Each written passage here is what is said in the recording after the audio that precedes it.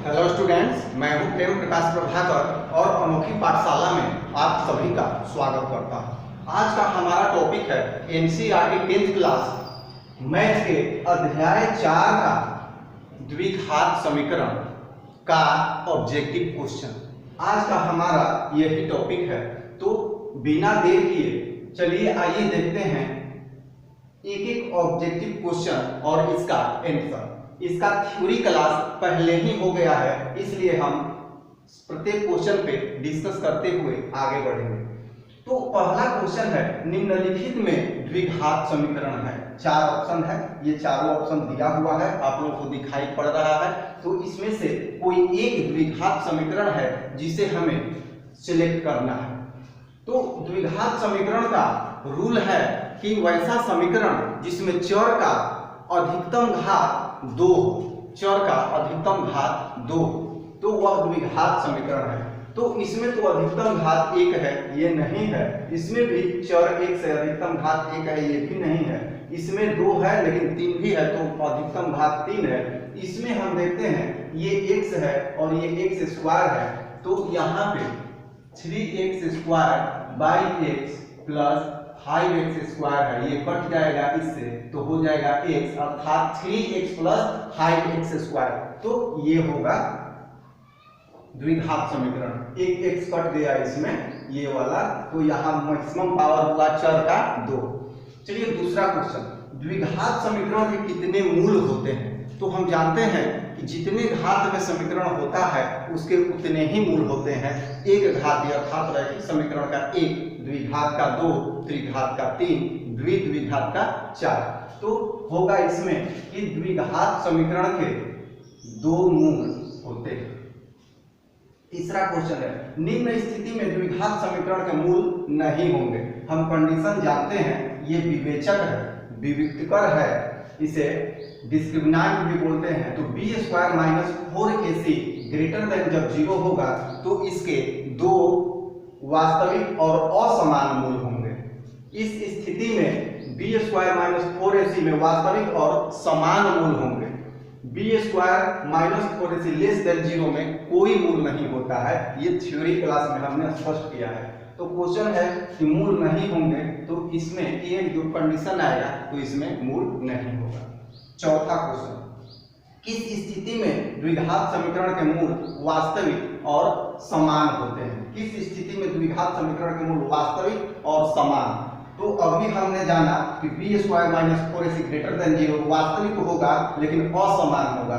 b square minus 4ac बराबर 0 वास्तविक होगा और समान होगा। तो यही पूछ रहा है, यहाँ इसमें हो जाएगा कोई मूल नहीं होगा।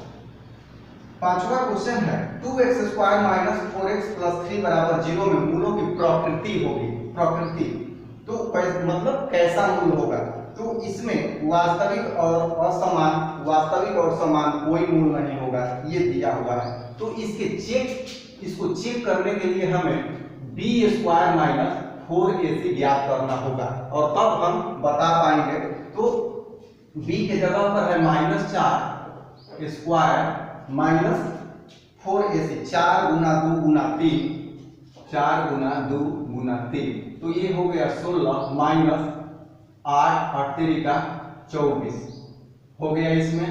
तो यहाँ आ गया 8 माइनस, तो माइनस में आ रहा है, तो जब b square minus 4ac less than 0 तो कोई मूल नहीं होता है, और ये लेस देन 0 है क्योंकि ऋणात्मक है, निगेटिव है 8।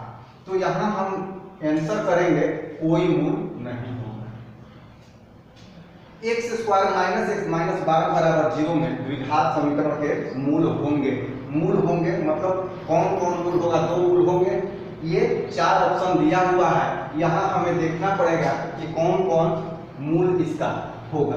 तो यहाँ पे हम इसका गुणनखंड करेंगे, x square minus x minus 12 का, x square minus x minus 12 का गुणनखंड करेंगे।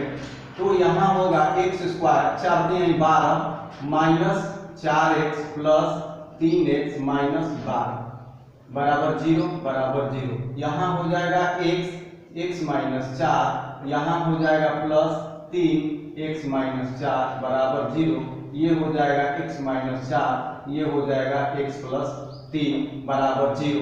दोनों को जब बारी बारी से 0 करेंगे तो माइनस वाला प्लस 4 होगा और प्लस वाला माइनस 3 होगा, अर्थात x बराबर हो जाएगा प्लस 4 माइनस 3। यही हमारा होगा जिसमें भी होगा, ये है प्लस 4 माइनस 3, तो ये बी नंबर जो है ये सही होगा।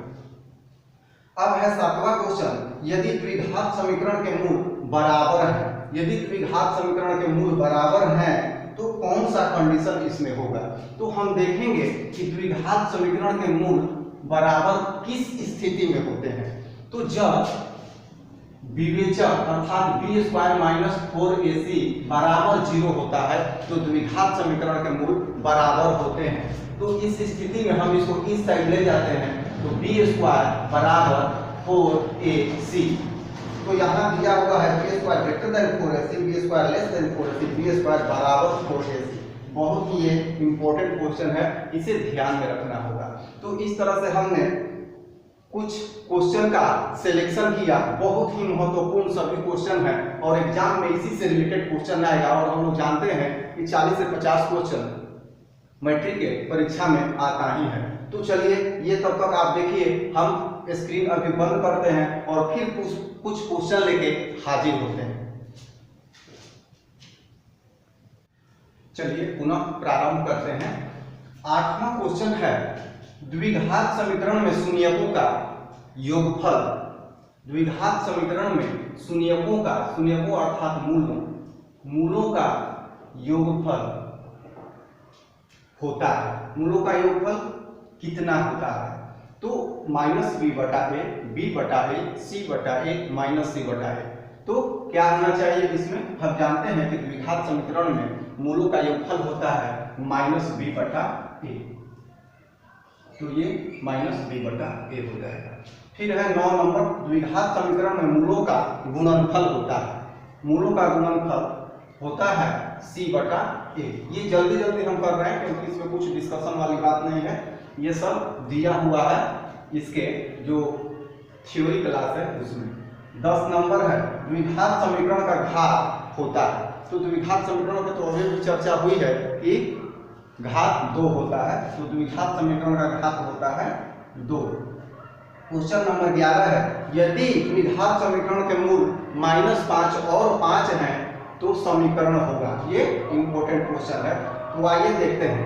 हम जानते हैं कि समीकरण के कोई भी मूल यदि अल्फा बराबर मान लें 5 है और बीटा बराबर -5 है, अल्फा बराबर 5 और बीटा बराबर -5 है, तो हम जानते हैं कि इसका गुणनखंड होता है x माइनस अल्फा और x माइनस बीटा, ये हो जाता है। तो इस तरह से इसमें एक 5 है एक -5 है, तो x माइनस -5 तो माइनस माइनस प्लस, और है एक है x प्लस 5 तो माइनस है, यहाँ उल्टा चिन्ह हो जाएगा, ये हो जाएगा।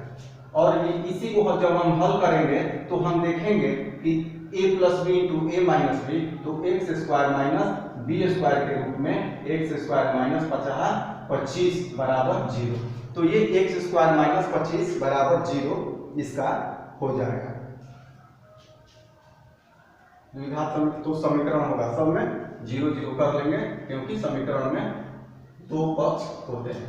तो एक्स स्क्वायर माइनस 25 बराबर 0 ये होगा।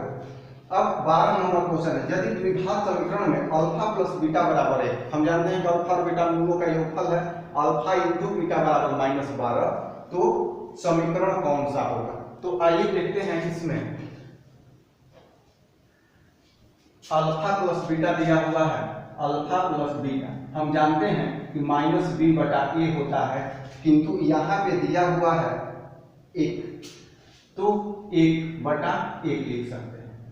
अल्फा इंटू बीटा होता है c बटा a, तो यहाँ हम देखते हैं कि कितना दिया हुआ है, -12 दिया है, तो -12 लिख लेते हैं। अब हम देखते हैं कि a -12 बटा 1 लिख सकते हैं, a की जगह पर दोनों जगह 1 है, तो a बराबर 1। b बराबर यहाँ माइनस है, यहाँ -1 है, तो -1 कर सकते हैं क्योंकि माइनस माइनस प्लस हो जाएगा, तो b बराबर -1 और c बराबर है यहाँ -12, क्योंकि ये c के स्थान पर है, ये b है और ये a है। तो इस तरह से हमने a b c चुनाव कर लिया। अब इसका व्यापक स्वरूप होता है ax² + bx + c बराबर 0। तो यहाँ बैठा देंगे एक x² को x² ही हम बोलते हैं, प्लस ये माइनस है, माइनस के तो प्लस माइनस माइनस, और ये x हो जाएगा, एक नहीं लिखते हैं, -c की जगह पर 12 बराबर 0। तो x² - x -12, x² - x -12 ये हो जाएगा, ये सब ऑप्शन नहीं होगा। इसके बाद 13 नंबर क्वेश्चन है, समीकरण 2x² + 5x - 12 बराबर 0 में मूलों का योगफल होगा, मूलों का योगफल होगा। तो हम जानते हैं कि मूलों का योगफल क्या होता है, मूलों का योगफल बराबर होता है अर्थात अल्फा प्लस बीटा बराबर होता है -b/a। तो यहाँ हम देख लेंगे मूलों का योगफल होगा -b/a, माइनस b कितना है यहाँ पे 5 है, तो -5/a 2 है, तो -5/2 यहाँ ये है, तो बी नंबर होगा -5/2।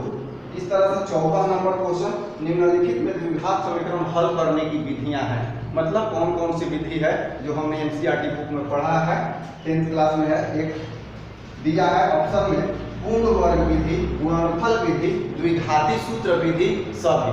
तो ये सभी विधि हम लोग पढ़े हैं, तो यहाँ ऑप्शन होगा बी, क्योंकि ये सभी विधि द्विघात समीकरण हल करने की ही विधि है। तो इस तरह से हमने कुछ ऑब्जेक्टिव क्वेश्चन देखा जो काफी महत्वपूर्ण है, ये बहुत ही महत्वपूर्ण है, इसका स्क्रीनशॉट भी आप ले सकते हैं, क्योंकि इसे आप ऑफलाइन भी देखते रहिएगा। और अगर अच्छा लगा हो तो हमारे चैनल को सब्सक्राइब जरूर कीजिएगा और अपने दोस्तों में शेयर भी कीजिएगा। धन्यवाद।